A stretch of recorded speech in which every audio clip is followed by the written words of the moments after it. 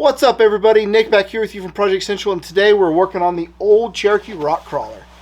This is my 95 Cherokee that has been off the road, off the trail for a long time, and we're working on getting it put back together. It has turned in, it went from a fall project into a winter project all of a sudden, so we're working on it. This project we're working on in this video is the front suspension mounts. The ones I had put on there a long time ago were trash. They were not good, in the wrong spot, bad geometry, not just all around wrong. So in this video we fix those, and let me show you how. Here under the Jeep we've got a few things we really need to focus on for this video. One, we've got to make a new cross member. The cross member that's in here is not good. Just some square tube, is really rough, really crude. It's not really what I need. My Jeep's got a doubler, so it's got an MP231 planetary gear on the front of a Dana 300, which is a really cool setup. It's not as common anymore with a lot of the aftermarket transfer cases, but it's using junkyard parts, and it's what I've got, so that's what I'm going to run.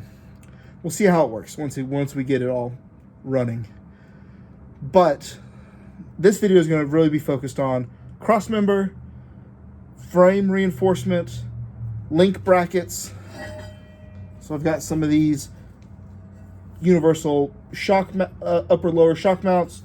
I think I got these from Rough Stuff or Barnes Roll Drive. I don't know. I'll let you know later in the video. I'll go look through some receipts. But we've got some frame reinforcement, some shock brackets, and just a general amount of cleanup. So I've got to put these shock brackets on. This is an upper lower combo bracket. There's a left and a right. And we're going to get those put in place, and we're going to build our cross member off of those where the middle drops out, where we can still do transmission work and all sorts of stuff without having to drop the whole suspension off the front of the Jeep. Also, we've got to reinforce some of the inner frame. It's kind of beat up and pretty rough. And we've got to do our front shock brackets also, so that we can get the Jeep sitting on its own weight for the first time in a very, very, very long time. So, all that being said, tonight we're going to focus on cutting off all the old shock brackets, getting the old cross member out, and just generally cleaning everything up. We may get some welding done because some of these spots are really rough, and it's probably what I need to focus on first. So let's jump into it. Let me show you what we're working with. This side's a little bit easier to see. These mounts are going to get chopped off. I've said before in previous videos, when I put all this together, I was super broke, didn't really know what I was doing. And because I didn't know what I was doing, I had no idea about this thing called geometry. So these are in the wrong spot. Their arms are too short. Okay, so the next plan for doing the cross member is I've got these mounts, link arm, upper lower mount, right? So there's going to be a tab that comes off here. Anyways, there's some more pieces, but basically what's going to happen is this is going to get put way back there on the frame, incorporated somehow into it is going to be the cross member. I'm going to do a 3-piece cross member. So this side will be welded on with the link bracket. This side, get out of the way, host. This side will be welded on with the other link bracket, and the middle will be removable in case I ever have to do transmission work or transfer case or doubler work. So my Jeep, I do have a doubler back there, 231 to Dana 300 doubler. So anyways, pretty cool. Well, I've got the transfer case suspended from the roll cage, it looks like. So let's get this cross member pulled out of here. Hopefully it doesn't fall down and crash. I honestly don't even know what I was doing with this cross member. This thing is terrible. Okay, there we go. Woo! look at that heavy turn. Don't know exactly what I'm going to do as far as a new cross member. Maybe tube.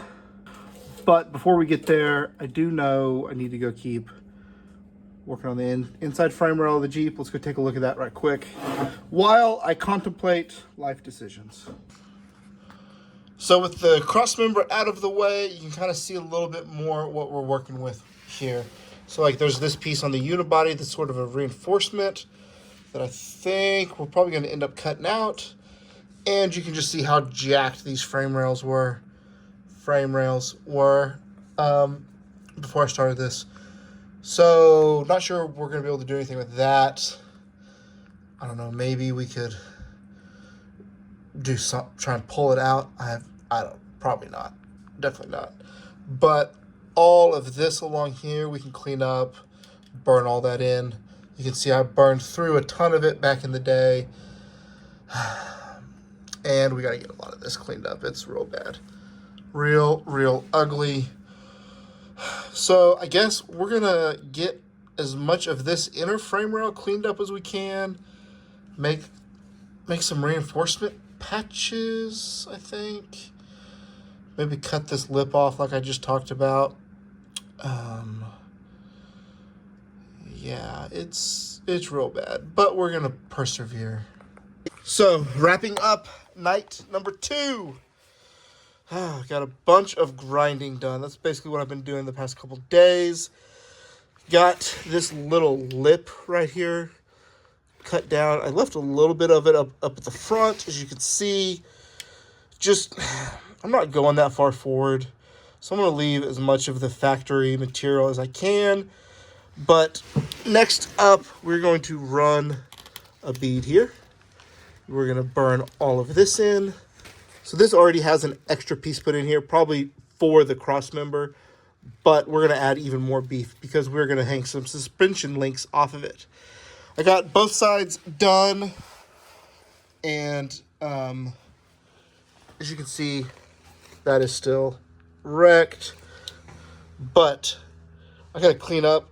Grinding makes a huge mess, so I'm going to sweep up a little bit, put some tools away for the night, and then when we jump back on this, it's going to be welding time because I need to really tie all of this in really well, fix that, like I said, and then we're going to build a nice piece to hang our link mounts off of.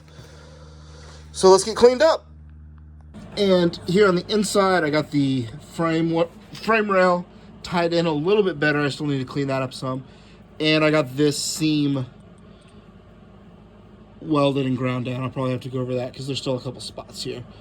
Next step is we're going to bend up a little piece of plate and install it on that. And the other side needs a little bit more work. It's still pretty rough, but we got a bunch of spots we've blown through like that.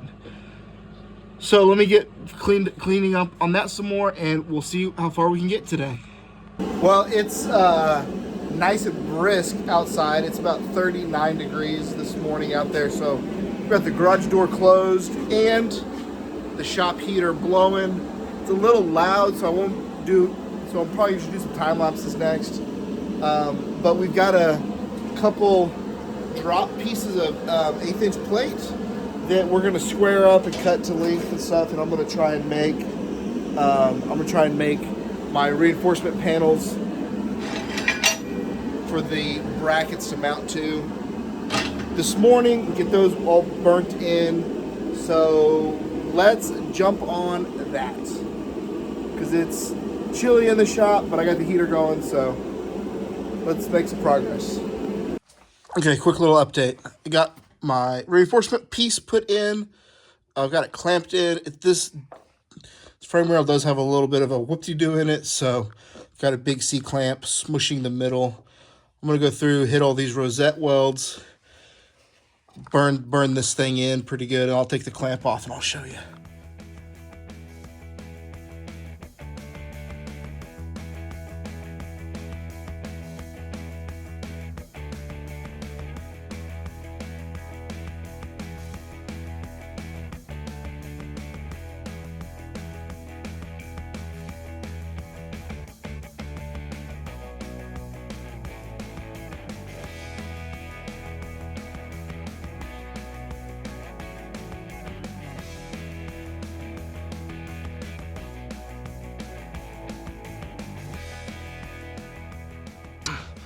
All right, back with you here. Got this patch panel put on.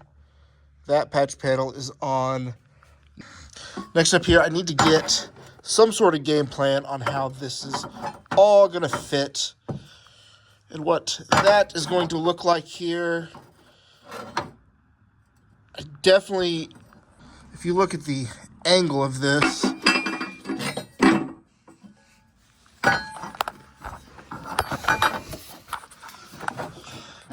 for it to sit flush, everything, this top link is pointed up. It's not really what I want. This really needs to rotate down. At least the top link needs to be at least flat. At least flat. But preferably it would be better if it was pointed down just a hair. Here's our approximate location for the link mounts. What I like, the bottom's pretty good. Angled down, it'll be great. The top is actually angled up. It's kind of hard to see from underneath here, but that's actually like pointing up. So, like if you see it like that, that is pointing up. So our third link here, that really needs to be pointed down like that. And that is not going to provide very much droop, right? So it's not going to provide very much down travel. Couple options. First option is I could trim this back so that it's going to allow it to droop more, which is not that bad of a deal. Or if I end up doing a rectangular tube mount, rectangular cross member, I've got these like, these are made to go, these link brackets are made to go on some rectangle tubes. So I could do like these and then do another mount on top of the cross member. Do these on the bottom and then do another mount on the cross member. So I don't know what I'm gonna do. I really like these. I bought these to use right here, but I guess I didn't realize they were pointed up. I could also, may not be ideal, but this one's not attached. I haven't welded this one in. It's got a little tab, but I could also cut this. I could cut this one, cut the tab off, and just angle it down so it's pointed in the right direction. That wouldn't be that hard to do either, so we'll see. We'll see what I decide to do.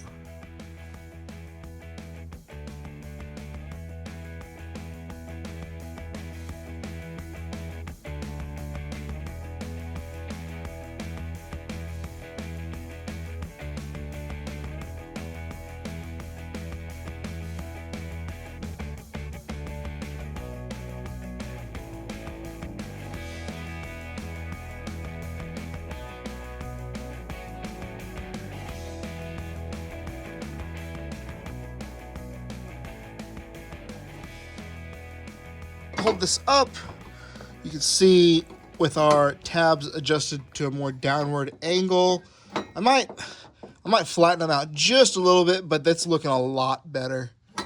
Okay, let me show you where we're at here. I'll get a better view. Basically, I've got a plumb bob set up, and I took some measurements before I ripped the front axle out to know where it was.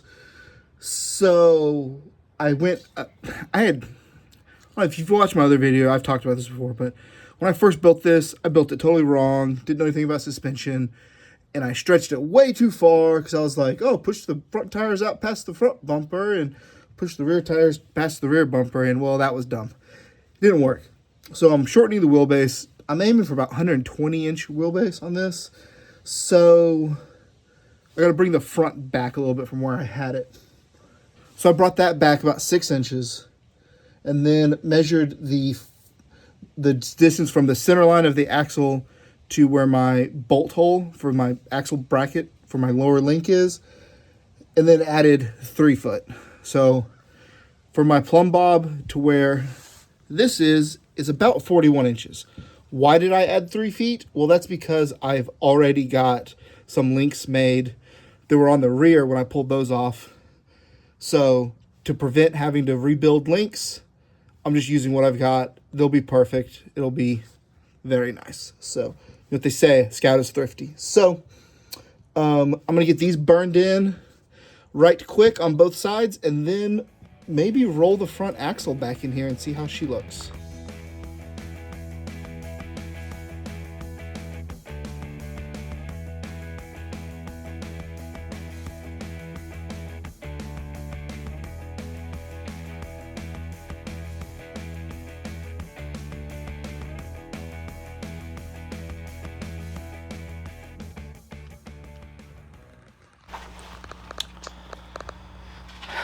So as you can see, got all the link brackets put on the frame, and they look pretty good. I'm pretty happy with how they turned out. And next up, in the next video, you're going to see me work on the cross member. That's a big step, so make sure to come back and watch that. But do what you always do, everybody. Take care of one another, and I really hope you are enjoying this Cherokee build-up video as much as I am. This thing's been off the road for a long time. So hopefully 2025 is the year we get this back out on the trails. So hopefully you join me in that. Let me know what else you want to see in these videos. We've got a lot of Cherokee work to do, a lot of fab work, and just putting stuff back together. So let me know what you want to see. But until next time, thanks.